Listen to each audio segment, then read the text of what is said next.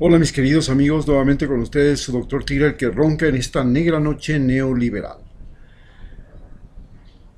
Y esta negra noche neoliberal no solamente es en Ecuador, también es en toda Sudamérica.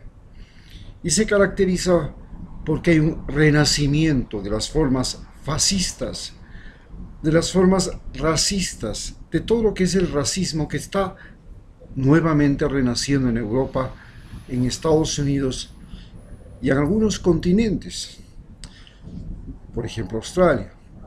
Mucho menos, pero existe ya ese foco infeccioso, esa motivación racista. Nosotros estamos viviendo en este momento el drama de la xenofobia contra los venezolanos. Esta xenofobia contra los venezolanos se agudiza porque existe una contubernio de todos los países de Sudamérica, especialmente de 15 países, que quieren y no reconocen a Maduro e inclusive el Almagro, el que dirige la ONU, la OEA, perdón, un uruguayo traicionero como igual de la misma estirpe de Lenín Moreno, que propone una invasión militar a Venezuela. Evidentemente, Maduro heredó una confrontación con los Estados Unidos que tiene graves y tremendas consecuencias para su gente, para su pueblo. Esta confrontación ha producido lo más horrible que podía haber producido, algo posiblemente peor inclusive que una guerra civil, el éxodo de venezolanos. Todo empezó por un proceso de privatizaciones. Las privatizaciones tenían un sentido de alguna manera coherente. ¿Por qué? Porque se privatizaba empresas que tenían los monopolios del abastecimiento, sobre todo de alimentos, medicinas, y estas empresas monopólicas querían cambiar a Maduro, querían sacarlo a Maduro, y comenzaron a sabotear la economía venezolana. Esto desencadenó una carrera inflacionaria que Maduro no supo contener. Y no supo contener porque lo que debía haber hecho, a mi criterio personal, sin ser economista, era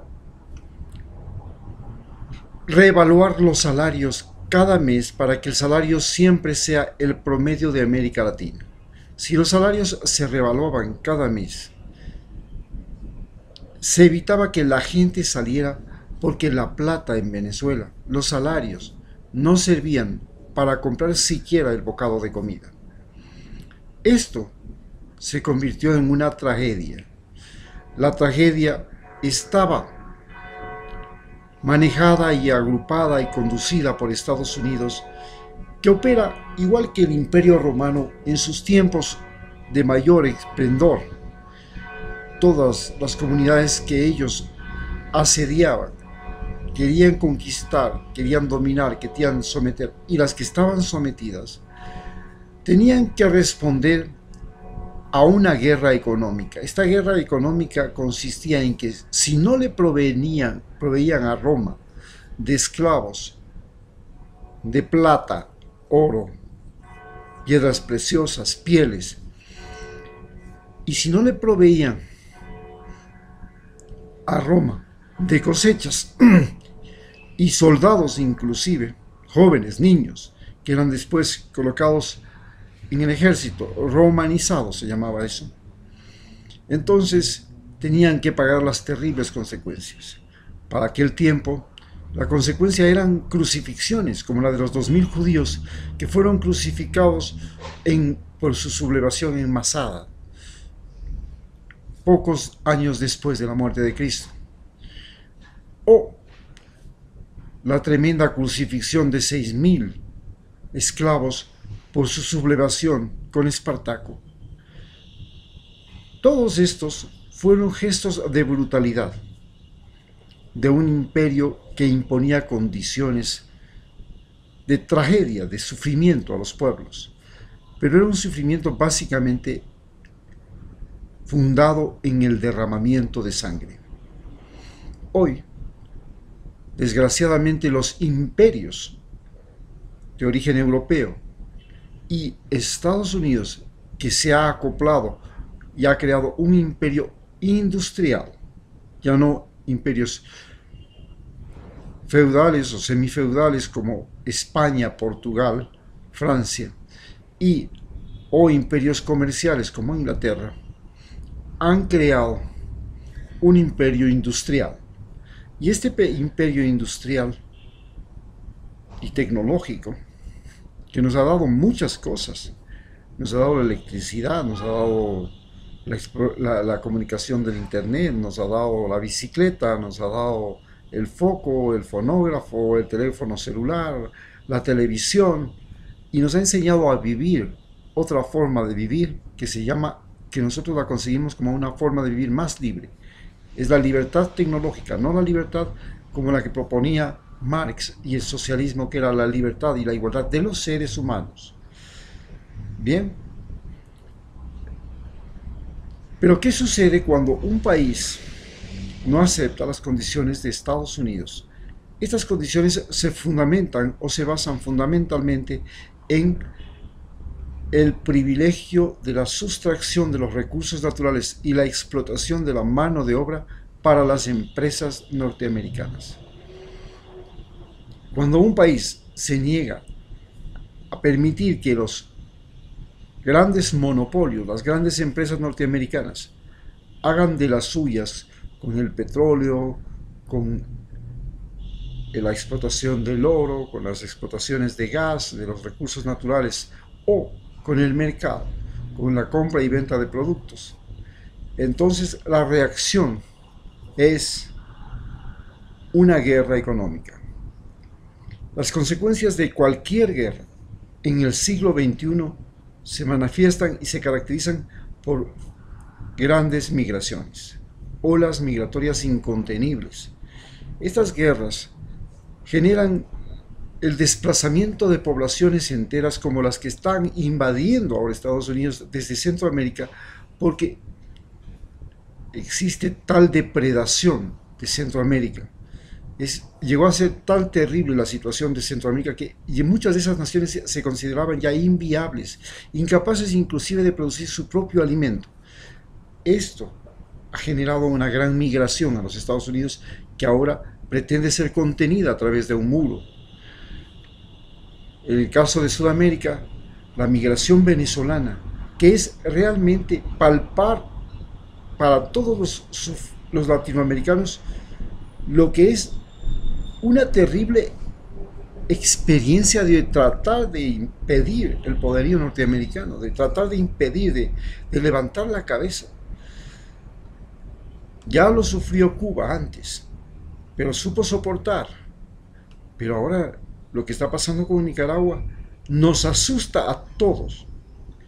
Y lo que está pasando con Venezuela nos aterroriza a todos. Realmente Venezuela es el escarmiento para todos los modelos de gobierno que sean lo que ellos llaman populistas, o que sean socialistas, que pretendan la redistribución de la riqueza. Esto es imposible en América del Sur. Eso es como tocarle los huevos al águila. La riqueza se encuentra tan concentrada en familias, en castas, en grupos internacionales, en empresas, que resulta imposible. Por supuesto, nacionalizar las empresas, como fue la fórmula de Chávez, es también un mecanismo que se puede considerar erróneo. ¿Por qué?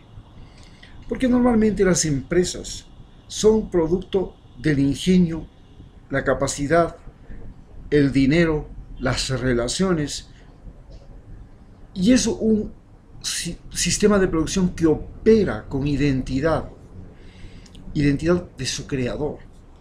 No se puede nacionalizar una empresa, por más que sea grande y tenga muchos socios, y quitársela a esos socios, sin que esta empresa después, si usted se la entrega a los militares, no sepa ni por dónde empezar ni por dónde terminar, o si se la entrega al Estado, Porque las empresas en el capitalismo tienen una característica fundamental: son motivo de inspiración, de transpiración y de orgullo inclusive de ciertas personas. Y esas personas imaginaron cómo hacer las cosas. Si usted piensa que se le puede quitar a una persona que imaginó algo y se lo puede dar a otra que no tiene ni la menor idea, como a los militares venezolanos, pues la situación es clásicamente terrible. Lo mismo pasó ya en Cuba y lo mismo pasó en todos los países. El sistema no consiste en privatizar las empresas, ni quitarles la riqueza a los más ricos, sino en conseguir que los más ricos, sin perder, puedan ganar repartiendo. Es decir, se trata de que las empresas que mejor producen se conserven, sigan y generen empleo y generen producción, generen riqueza y sea de mutuo beneficio para todos los empleados, para el impuesto, los impuestos que recauda el Estado, que genera impuestos de esta empresa, y para todos los dueños de esas empresas. Por ejemplo, en el caso de la cerveza Pilsener, por ejemplo. Pilsener pues es una empresa que es enormemente poderosa en Ecuador, llega hasta el último rincón, y cuando esta empresa pudiera llegar a ser estatizada, de seguro no tendría esa capacidad de gestión que tiene ahora, de penetración. Y gracias a Pilsener hay muchos trabajos, muchos trabajadores, hay muchos negocios que dependen de eso, y se genera un mercado. Entonces, ese fue uno de los graves errores de Chávez. Un error obligado. ¿Por qué? Porque los empresarios venezolanos se suicidaron, jugaron al suicidio, mataron sus propias empresas, y al matar sus propias empresas produjeron un caos, y ese caos pensaban que era el mecanismo de sacarle a Maduro y a Chávez. Estamos viviendo entonces este drama. En estos momentos, el presidente ecuatoriano, una persona, como ustedes saben, discapacitada, pero que además tiene graves problemas de razonamiento,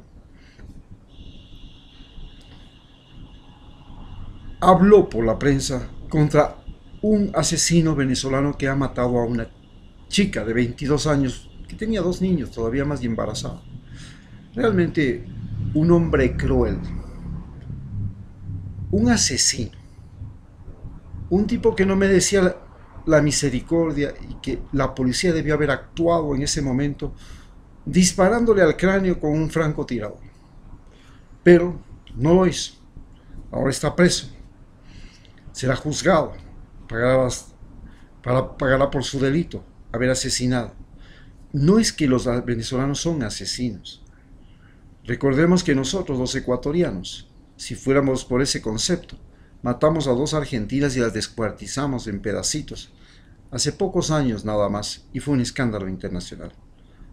Y que en la avenida Chiris, aquí en Quito, violaron a una chica entre 3, y casi la despedazan. Entonces, no somos ningunos angelitos, y no podemos lanzar la piedra si no estamos libres de pecado, como lo dijo Cristo. Pero también es un hecho real que estas guerras y estos fenómenos migratorios producen que primero salgan las ratas, porque cuando el barco se está hundiendo, lo primero que se escapan son las ratas. Por eso la conquista de América trajo como conquistadores ladrones, gente sacada de las cárceles. Recuérdense que Cristóbal Colón vino con prisioneros sacados de las cárceles, y Australia se formó también con prisioneros sacados de la cárcel. Gente que había matado, asesinado, delincuentes, criminales. Esos fueron los conquistadores, tanto de los ingleses como de los españoles. Y esos son los fenómenos migratorios. Cuando Ecuador tuvo la crisis bancaria, lo primero que salieron de aquí fueron las ratas.